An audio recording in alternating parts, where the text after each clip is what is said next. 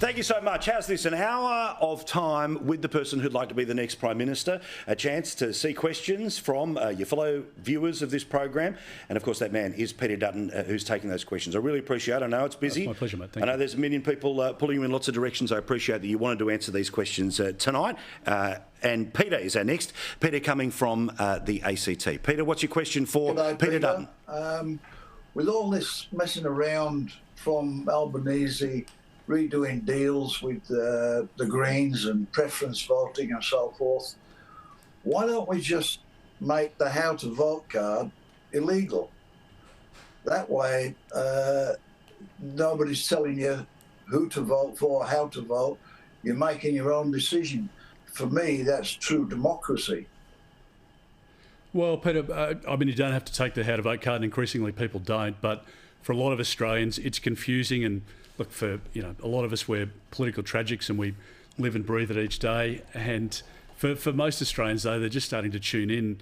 I'm always, amazed, and you sort of get presented with stats each day from the pollsters, etc. But the number of people who aren't even aware there's an election taking place, you think, what a blissful existence they must lead. But for a lot of people, they get confused, and particularly the Senate how to vote card.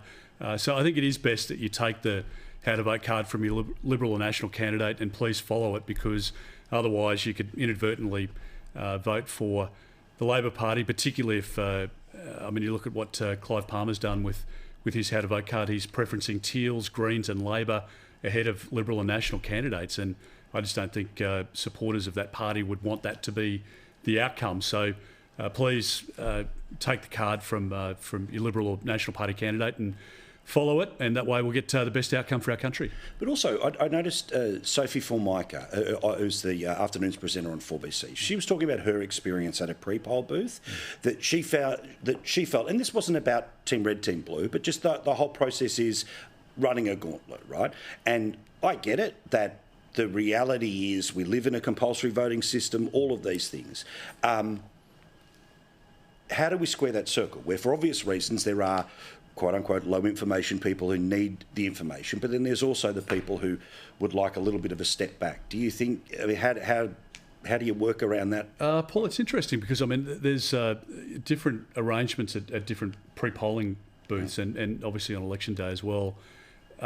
In some cases there are sort of stand-back areas, and it's hard for people to hand out how to vote cards, and there are others where you're sort of dodging people to get through the line to cast your vote. It has to be done in a respectful way, and